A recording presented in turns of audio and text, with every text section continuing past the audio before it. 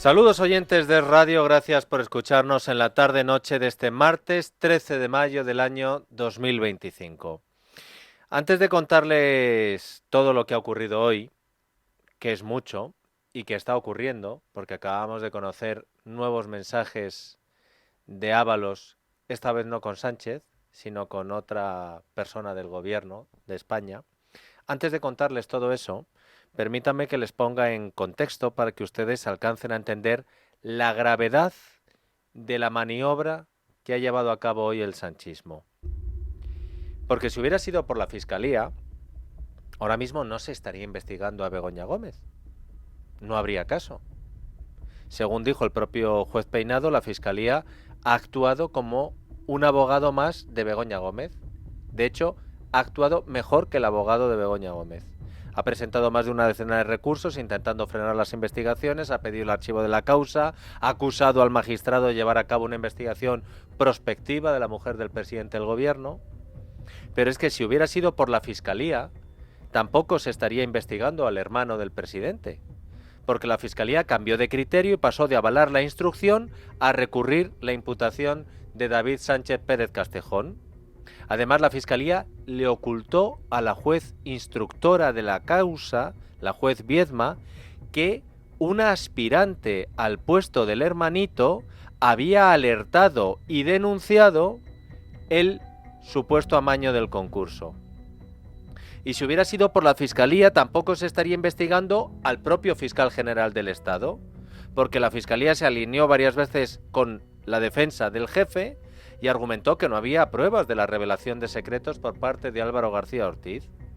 La teniente fiscal del Supremo, es decir, la mano derecha del jefe, pidió al juez que se investigara si el correo reservado del novio de Ayuso lo tenía también la abogacía del Estado para decir que aquello lo tenía mucha gente y exculpar a su directo superior. Si hubiera sido por la Fiscalía, no se llevaría a la justicia europea el indulto judicial que se le ha concedido a los condenados del escándalo de los seres, porque la Fiscalía se alineó con el presidente del Constitucional, Conde Pumpido, y se opuso a llevar el carpetazo de los ERE a la justicia europea.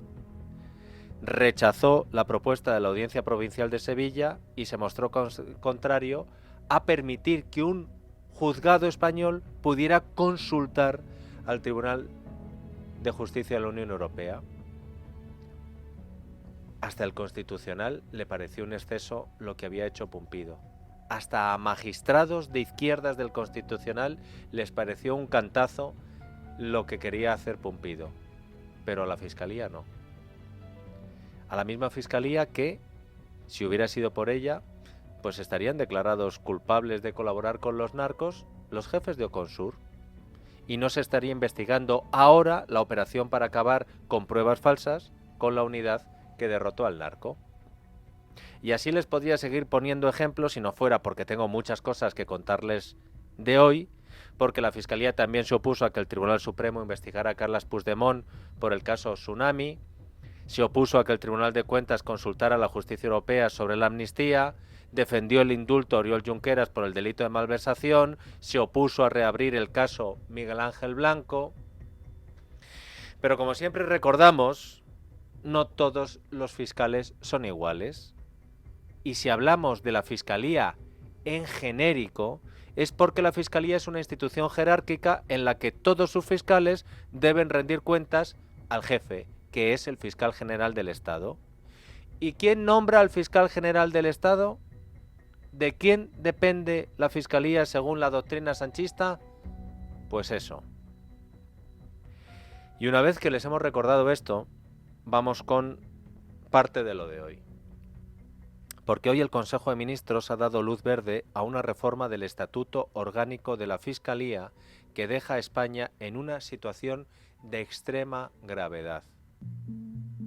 La reforma va a ser la base para la aprobación de otra, en este caso, de la Ley de Enjuiciamiento Criminal, que dejará las investigaciones judiciales en España en manos de la Fiscalía.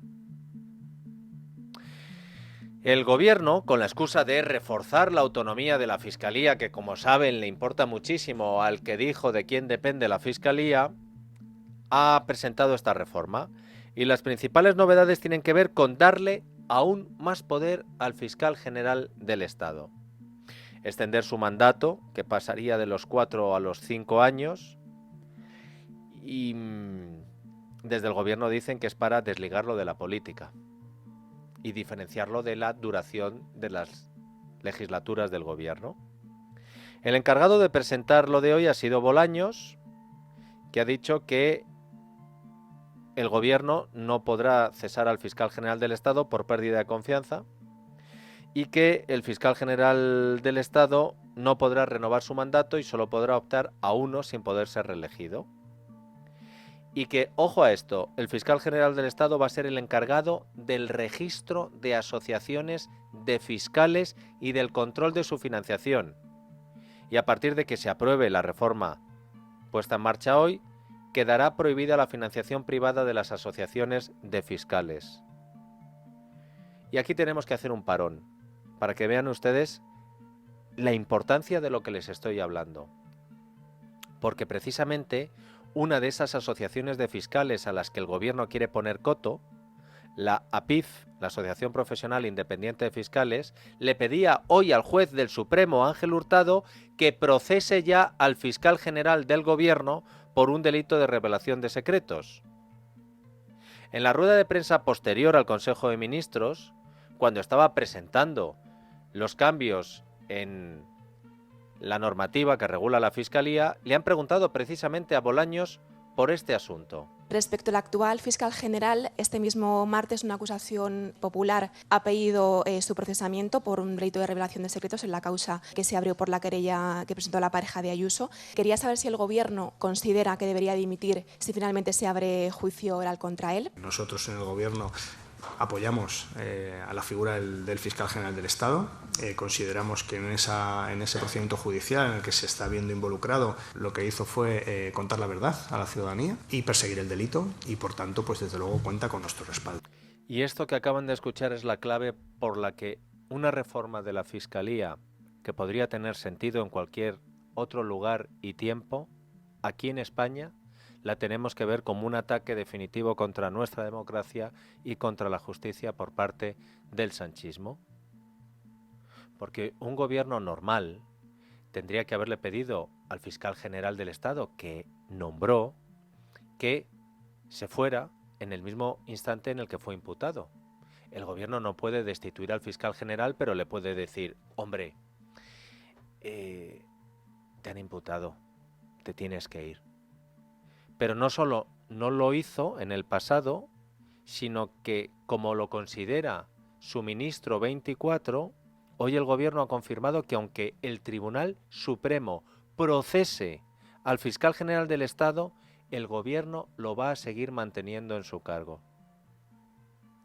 Que ahora mismo el jefe de los fiscales sea uno más en la lista de imputados en las tramas que afectan al gobierno y que el gobierno le agradezca su lealtad, su silencio y su borrado de pruebas en el móvil, diciendo que a pesar de lo que diga el Supremo, García Ortiz es inocente, es decir, que el Supremo prevarica, hace que cualquier reforma que le dé más poder a la Fiscalía General del Estado suponga un torpedo en la línea de flotación de nuestra democracia. Si las instrucciones judiciales en España pasan a depender de los García Ortiz o los Pumpido de turno, vamos apañados. Porque Pedro Sánchez ha tratado de cargarse las investigaciones a su gobierno, su partido y su familia, amenazando a los jueces, a los guardias civiles y a los medios de comunicación. Y como con eso no ha funcionado, como con los ataques a Peinado, el Supremo, Viedma y compañía, como las cacerías contra guardias civiles como Pérez de los Cobos, ojo, que era policía judicial, y no le gustó a Marlaska que no se chivara de lo que estaba haciendo la juez y se cargó a Pérez de los Cobos. Y como no le gusta lo que publicamos o decimos algunos medios de comunicación, fue también a por nosotros y nada de eso le ha funcionado, el sanchismo ha decidido ir por otro camino. Si ustedes se están preguntando qué va a pasar con el actual fiscal general del Estado después de esta reforma, qué va a pasar con Álvaro García Ortiz, escuchen porque Bolaños dice que no le afecta. Quiero decirles que cuando esta modificación del Estatuto Orgánico del Ministerio Fiscal se incluya en la Ley de Enjuiciamiento Criminal y se tramite en el Parlamento, la entrada en vigor de la Ley de Enjuiciamiento Criminal y, por tanto, de la reforma del Estatuto Fiscal será el 1 de enero de 2028. Es decir, esta reforma afectará al fiscal general del Estado que nombre el Gobierno que salga de las urnas de 2027. Y si en 2027 los ciudadanos decidan que siga habiendo un gobierno progresista de avances en nuestro país y que sigamos gobernando, en 2027 nombraremos un fiscal general del Estado que será al que se le aplique la reforma que hoy estamos mandando a Cortes. Pero en ningún caso ese fiscal general del Estado que nombre un gobierno progresista en 2027 podrá ser el actual fiscal general del Estado porque ya ha cumplido 2 mandatos y no puede serlo con arreglo a la ley vigente. Una cosa es lo que dice Bolaños y otra cosa es lo que pone por escrito la reforma, porque la redacción del anteproyecto del Gobierno es tan ambigua que técnicamente sí abre la puerta a que esta reforma pudiera beneficiar al actual fiscal general, a pesar de lo dicho por Bolaños. Pero ¿saben lo que les digo? Que lo de si blinda o no blinda a García Ortiz, en mi opinión, es lo de menos. Porque al final, que el fiscal general del Estado sea uno o sea otro, da lo mismo, mientras Sánchez y su consiglieri, José Luis Rodríguez Zapatero, sigan en el poder. Porque si no es García Ortiz, será otro. Lo que importa es saber quién es el presidente del Gobierno que va a nombrar a ese fiscal general del Estado. Zapatero puso a Cándido Conde Pumpido para que adecuara los tiempos de la justicia a los de la política, y es lo que hizo Conde Pumpido como fiscal general del Estado, por ejemplo, con el polvo en las togas, la negociación con la ETA. Y luego Pedro Sánchez puso a Dolores Delgado, su ministra de Justicia, de fiscal general del Estado. Y luego, como no era suficiente con eso, puso a la mano derecha de Dolores Delgado a Álvaro García Ortiz, que ya superó a Delgado y a Pumpido, y ahí ya ayudó en lo que hubiera que ayudar. Los pactos con la ETA que seguían, los pactos con los golpistas, los pactos con los imputados del sanchismo para que no estén nerviosos. Es impresión mía, no es información. Pero yo creo que Sánchez y Bolaños ya tienen pensado el nombre del que tendrá que sustituir, no sé cuándo, en el futuro, a García Ortiz. Porque al sanchismo nunca le han faltado peones para colocar en la Fiscalía, en el Constitucional, en Red Eléctrica, en Renfe, en Radio Televisión Española. Ahí donde lo han necesitado, hay que reconocer que han tenido a alguien para colocarlo y que no tuviera muchos escrúpulos. Por eso lo grave de lo anunciado hoy no es el qué, no es el quién. ¿A quién beneficia, a quién perjudica, a qué fiscal general? No, es el qué va a poder hacer la persona a la que coloque como fiscal general del Estado Pedro Sánchez. Porque Pedro Sánchez sueña con una España sin caso Begoña, caso Hermanito, caso Ábalos, caso Coldo, caso Tito Berni, caso Red Eléctrica, veremos a ver, caso Eres. Y por eso han anunciado hoy que la Policía Judicial, es decir, la UCO, ya no tenga que depender de la justicia, de un juez, sino que pase a depender de la Fiscalía. Y así Marlaska no tiene que preguntar al Pérez de los Cobos de turno, oye, ¿que está investigando esta jueza? No. Levantarán el teléfono, hablarán con el que hayan puesto, si no es todavía Álvaro García Ortiz, y le dirán, oye, dile a tu subordinado que nos diga qué es lo que está haciendo la UCO. Así que no es de extrañar la preocupación de la Asociación Mayoritaria de Fiscales en España, la Asociación de Fiscales. Escuchen el análisis que nos hacía para la noche de radio su presidenta Cristina Dexeus. No refuerza al Ministerio Fiscal, pero sí refuerza la figura del fiscal general del Estado. y no profundiza en los mecanismos de contrapeso a ese poder del fiscal general del Estado, sino que los diluye. Crea garantías poco reales, o más bien de puro trámite, para los fiscales en su actuación investigadora.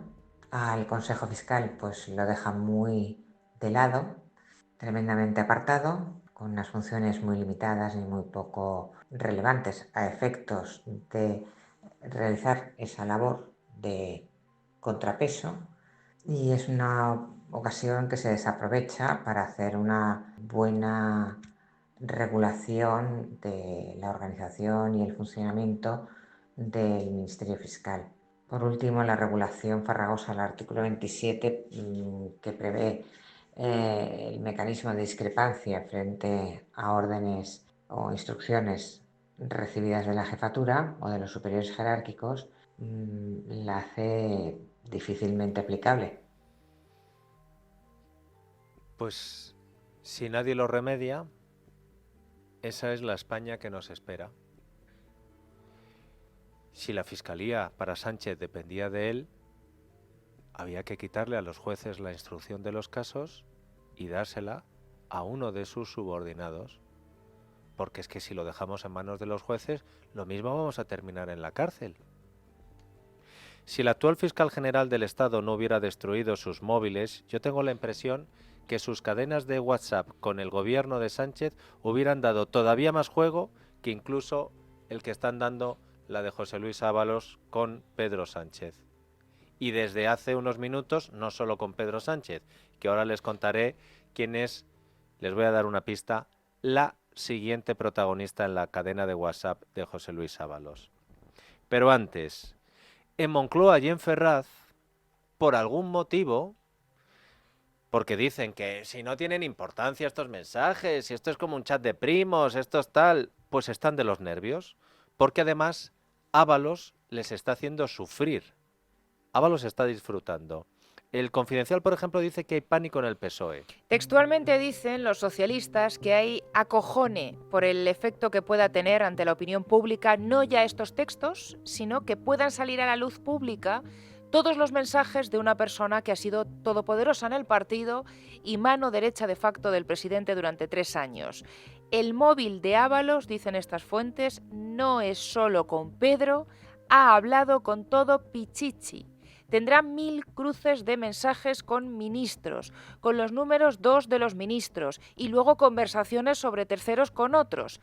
El daño es incalculable, dice otra fuente consultada al Confidencial. Voz Populi dice que lo que más temen en Moncloa, citando fuentes también, es lo que pueda salir sobre 3 personas en concreto: Óscar López, Pilar Alegría y Pachi López, los 3 que durante una etapa formaron parte de candidaturas rivales al sanchismo. Dice esta noticia que hay miedo a que se puedan filtrar mensajes menospreciando e injuriando a los ahora ministros y portavoz parlamentario en el Congreso. Es verdad, Esmeralda, porque Ábalos siempre fue leal a Pedro Sánchez. De hecho, cuando nadie era leal a Sánchez, ahí estaban Ábalos y Koldo. Pero hubo otros que no. ¿Se mensajearía Sánchez hablando de esos traidorciolos? Bueno, pues para aumentar todavía más el sufrimiento, hoy Ábalos ha vuelto a hablar a su manera. Lo ha hecho esta vez con el Independiente y el Español, sin cámaras, sin micrófonos que puedan grabarle. Él sigue sin decir si tiene que ver con la filtración, y por la forma en la que hoy ha hablado hay que decir que si ayer decíamos que García Paje estaba disfrutando, Ábalos tampoco se lo está pasando mal, ¿eh? Y ha dicho: prefiero que se queden con la duda de quién ha sido. Me da igual confirmarlo que desmentirlo. Llevo meses con filtraciones que me afectan a mí, a terceras personas, a mi entorno, y no ha pasado nada. Me he comido el marrón solo. Nadie ha dicho que se investigue nada. Lo he denunciado y ahora dicen que hay que investigar porque afecta al presidente del gobierno. Ahora son otros los que están nerviosos. Los otros era una película de Amenábar, ¿verdad? Pues los otros son hoy Pilar Alegría y Félix Bolaños, porque no sabían dónde meterse en la rueda de prensa posterior al Consejo de Ministros, especialmente la portavoz del gobierno, En todas las preguntas ha habido mención a lo de Ábalos, y Pilar Alegría ha estado especialmente mal hoy. Pero antes de escucharla, tenemos que actualizar el diccionario de insultos de Sánchez publicados por El Mundo, porque hasta el momento, y perdón por el lenguaje, pero es el textual, sabemos que Javier Lambán es el petardo, Paje el tocacojones, Fernández Vara el impresentable, Susana Díaz la jodida. Hoy le ha tocado a la ministra de Defensa, Margarita Robles, conocida a partir de ahora como La Pájara, y al que fuera vicepresidente Sánchez, Pablo Iglesias, alias el cuñado tontaina maltratador. El cuñado maltratador, según Sánchez, no ha respondido al presidente y ha preferido insultar al periodista del Mundo, Esteban Urreztieta. Margarita Robles sí que se ha visto forzada a hablar del asunto porque tenía que ir a la Feria Internacional de Defensa y Seguridad y a su llegada la prensa la ha rodeado. Y yo no sé si eran por los nervios o porque también está disfrutando Margarita Robles como Ábalos y Paje, pero entre respuesta y respuesta le estaba dando un ataque de risa. ¿Ha estado en el Consejo de Ministros? Vengo del Consejo de Ministros. Sí, pero igual no han hablado de ese tema, por eso lo pregunto. Vuelvo a decirle, es una conversación privada entre dos personas en las que yo no tengo nada que decir, como ustedes tienen sus conversaciones privadas. Una conversación privada entre dos personas de hace muchísimos años ya, en un contexto totalmente diferente. No quieran que les diga más que lo que le estoy diciendo, que es realmente lo que siento y lo que es. ¿No se ha sentido dolida? ¿Por qué me voy a sentir dolida? Es una conversación privada, cada uno en las conversaciones privadas a saber lo que dicen o lo que diremos, ¿no? Y yo lo tomo por lo que es una conversación privada entre dos personas, sin mayor relevancia, sin mayor trascendencia. Pues no podemos dejar la ornitología política, porque en la rueda de prensa en Moncloa la pájara textual ha sido comentada en las preguntas de la prensa. En primer lugar, tanto la portavoz Pilar Alegría como Bolaños han tenido que pronunciarse sobre el origen de las filtraciones y el señalamiento que ayer María Jesús Montero hizo a la UCO. Ayer la vicepresidenta primera apuntó a la UCO, a los custodios de la información que se está revelando en el diario El Mundo, como origen de esa filtración. Me gustaría preguntarle si esta es la tesis con la que trabaja el Gobierno, qué datos tienen para comentar esto y si no tuvieran pruebas concluyentes, si les parece responsable apuntar de esta manera a los investigadores y, sobre todo, si descartan absolutamente que sea Ábalos o su entorno quien esté tratando de lanzar un mensaje, una advertencia o quizá una petición de colaboración al Gobierno. Nosotros estamos muy acostumbrados a todo tipo de ataques, pero yo creo que hay que poner esto en la gravedad que realmente tiene, ¿no? No hay límites para los ataques a Pedro Sánchez, ni su privacidad se respeta. Esta vulneración de la privacidad del presidente del Gobierno, que no prejuzgamos quién ha podido cometerla, desde luego puede ser un comportamiento delictivo. Y nosotros damos por hecho que esa filtración que se está conociendo en estos días, pues damos por hecho que habrá una investigación judicial. Y si no lo hubiera, desde luego nosotros iniciaremos las acciones legales pertinentes para que se conozca todo a fondo de esta filtración. Recogiendo las palabras del propio ministro Ábalos, desde luego es muy grave. Al ministro Bolaños. Bueno, les he dado a ustedes aquí ahora, bueno, sé que entenderán perfectamente este lapsus y me disculpen, pero recogiendo las palabras del... ¿Cómo no vamos a entender el lapsus en una rueda de prensa tan sufrida y que era solo el principio, porque la prensa continuaba? ¿Considera intrascendente que el presidente llame pájara a un miembro de su gobierno, a una ministra? Y, en segundo lugar, si esos mensajes pueden afectar a la relación de confianza entre la ministra de Defensa y el presidente o a su labor al frente del ministerio. En el caso que usted me pregunta concretamente, creo que incluso la propia ministra Robles ha respondido también a sus preguntas. Creo que son mensajes, de verdad, absolutamente intrascendentes y, además, si me permiten, sacados fuera de contexto. Pues el contexto estaba. Que Margarita Robles tenía una buena relación en aquel momento con la presidenta de la Comunidad de Madrid, porque la presidenta de la Comunidad de Madrid le agradecía el trabajo del ejército durante la pandemia, y no gustó en Moncloa. El presidente dijo: está seguro que se acuesta de uniforme por la ministra de Defensa. Ábalos pinchó un poquito y el presidente dijo que Margarita Robles era una pájara. cuando Pilar Alegría tenía que hablar de machismo en los comentarios, era más contundente, siempre que no tuviera que defender a Margarita Robles. Pero les he dicho que hay otra invitada más a este serial. Es la ministra de Hacienda María Jesús Montero, porque OK Diario publica una nueva cadena de mensajes de WhatsApp entre Ábalos y María Jesús Montero. José Luis, después de un tenso Consejo de Ministros. José Luis, quería darte las gracias por tu comentario en el Consejo de Ministros. Para mí es una motivación y un estímulo viniendo de ti. Gracias. Tu Ministerio y Hacienda nos sentimos equipo. Quédense con esta frase, que luego les voy a dar la fecha. Tu Ministerio y Hacienda nos sentimos equipo. Así que hoy un pasito más. Muchas gracias por tu ánimo. Ábalos contestó a María Jesús Montero. Te mereces eso y más, y me quedo corto. Me das mucha seguridad y te tengo molta estima. Y al mensaje le añadió el emoticono de un beso. María Jesús Montero le respondió con el emoticono de un corazón y dijo: pues ya ves, es mutuo. Tú eres nuestro tronco. Imagínate la confianza.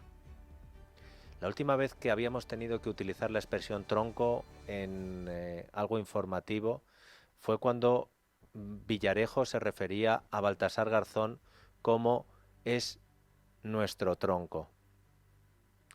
En la noticia OK Diario pone que esto es de 2020, pero Esmeralda, cogiendo textuales de lo que pasaba, ¿puedes concretar un poco más, Esme?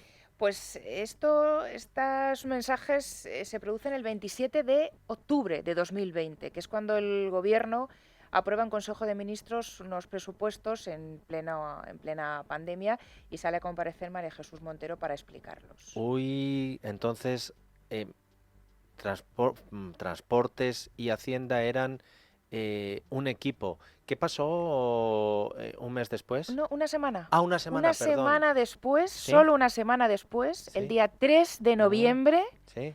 el Gobierno aprueba el rescate de Air Europa, 475 millones. Anda, ¿saben quién se quiso salir de ahí? Calviño, que dijo: oye, pero estos, los Hidalgo, se aprueban un dividendo y pretenden que les rescatemos.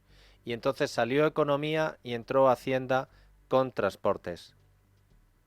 Claro, cuando tú te has mensajeado y alguien te dice eres mi tronco y te manda un corazón y tú le mandas un beso y te tengo molta estima, y de pronto te vienen las mal dadas y aparece tu nombre en noticias sobre corrupción y sales tú la primera, la del corazoncito, a decir que yo sé lo que haría, y eres María Jesús Montero la que le abres la primera la puerta a José Luis Ábalos para que se largue del PSOE, luego entenderás que con esa relación que había de cariño, el aludido se lo tome peor. Y ahora entendemos el tono de Ábalos en la entrevista en El Mundo cuando dijo que era una vergüenza que a alguno le estuvieran exigiendo responsabilidades. Antes de decepcionar siempre queda la posibilidad que te pregunten, ¿no? Y desde luego, si en algo no he decepcionado, es una lealtad que nadie entiende. A pesar de lo que he tenido que soportar de algunos portavoces del partido. ¿A quién se refiere? Pues a varios. Es más, te digo, hay veces que digo algunas declaraciones que ya lo he dicho antes, que merecerían ser contestadas. ¿Cómo cuál? Pues algunas, estas que quieren ponerse la medalla, es decir, nosotros respondimos inmediatamente, o yo en su lugar sabría lo que haría, y cuando le llega a su lugar pues nunca hace lo que tiene que hacer, en fin. Estas cosas, oye, las medallas se las pone uno por hechos propios, ¿eh? No a costa de entregar tributos a los dioses. ¿Se imaginan ser María Jesús Montero, saber que Ábalos está muy molesto contigo porque te quieres, estas que se quieren poner las medallitas, y no saber exactamente cuántos emoticonos y emojis con corazones le has mandado a tu excompañero y no sabes cuándo van a salir. ¿No estarían ustedes de los nervios? La noche de Dieter, con Dieter Brandau, en Es Radio.